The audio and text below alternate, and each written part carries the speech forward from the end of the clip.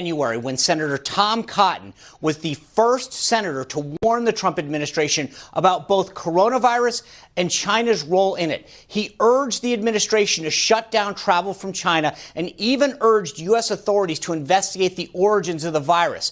Based on China's long history of deceit, Senator Cotton urged an investigation into the possible role that, get this, China's level 4 super lab located in Wuhan might have had some kind of a role. And while the media immediately dismissed his concerns, guess what? Now, sources in the intelligence community say he may have been onto something. Take a listen to what Secretary of State Mike Pompeo says. These are not the first times that we've had a world exposed to viruses as a result of failures in a Chinese lab.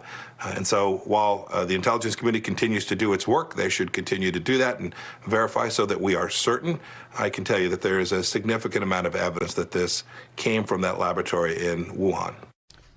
Well, joining us now is the man that has been that leading voice holding China accountable, Senator Tom Cotton of Arkansas. Senator, welcome. Thank you, Sean. Good to be on with you.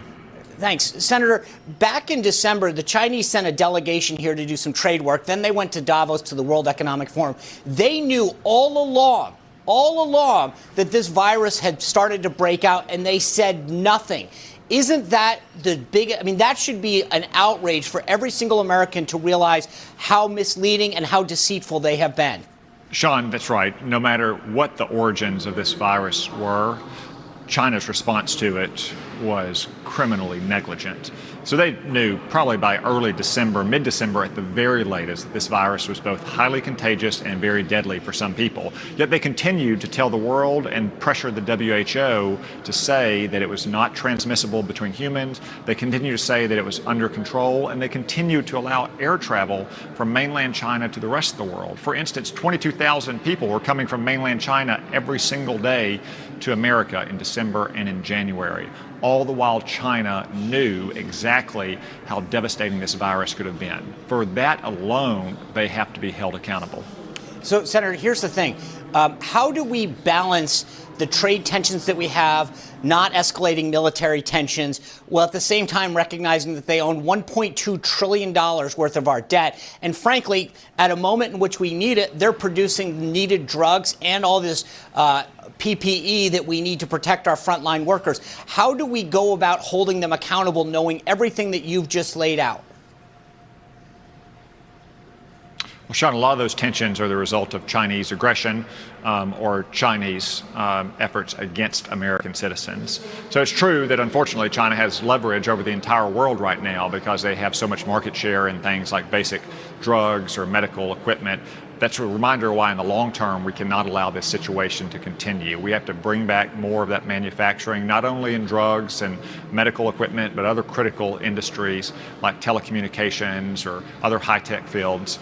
We also have to make sure that we continue to find or search for the origins of this virus and that we hold China accountable, whether it's opening up American courts to those who were harmed by this virus so they can seek redress from China, or ensuring that the World Health Organization actually acts for world health and not for world politics, or any number of other measures that are necessary to check Chinese ambitions that have been long-standing and all directed towards replacing the United States as the world's preeminent power.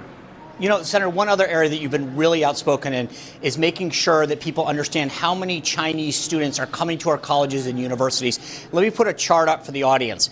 That since 2008, the number of students coming from China to the United States has gone from 98,235 in 2008 to 369,548 last year. That's a 3.5-fold growth over the last 10 years. You've been on the forefront of making sure people understand why this is a concern. Can you break it down for us? Sean, the FBI for years has been warning about the danger of Chinese espionage in high-tech fields, cutting-edge scientific and technological fields, especially at the graduate and the postgraduate level. So Chinese students who come here and study basic sciences at the undergraduate level, or certainly if they study the humanities or social sciences, not much of a threat. But to have graduate students or PhD postdocs working in our most sensitive laboratories, many of which are often funded by the Department of Defense, or the intelligence community or the Department of Energy poses a clear risk to our national security. Many of these students are either affiliated with or influenced and pressured by the Chinese Communist Party. That all is in addition to the fact that we are training a generation of Chinese to go back home and to continue fueling the Chinese Communist Party's ambitions to replace us as the world's strongest economic and military superpower. That's why it has to stop. We can't continue at the graduate and postgraduate level in these scientific and technological fields to give out student visas to Chinese nationals. Yeah, I mean, that sounds like a no-brainer. We're basically enabling them to do this. We're letting them come over, do this, learn, and then steal our intellectual property and go back. But here's the other question I have for you, Senator. You've been out on the forefront of this. A lot of other senators on the Republican side. Why have your colleagues on the Democratic side not been as outraged about what China is doing and instead focused their blame on President Trump? Is it purely politics?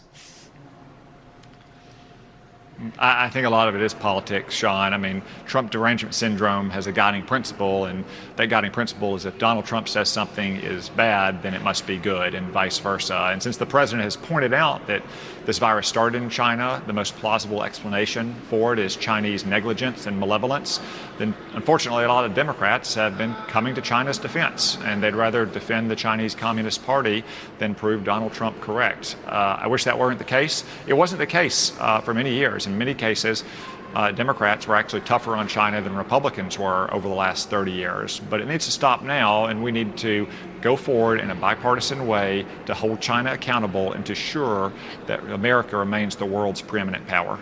I couldn't agree with you more. Senator, thank you for being here, and thank you for your leadership on this crucial issue. I couldn't agree with you more that this poses a tremendous national security risk to our entire nation, and I commend you for continuing to speak out so loudly about this. Thank you, Sean. All right. Well, Sean, he made some great points.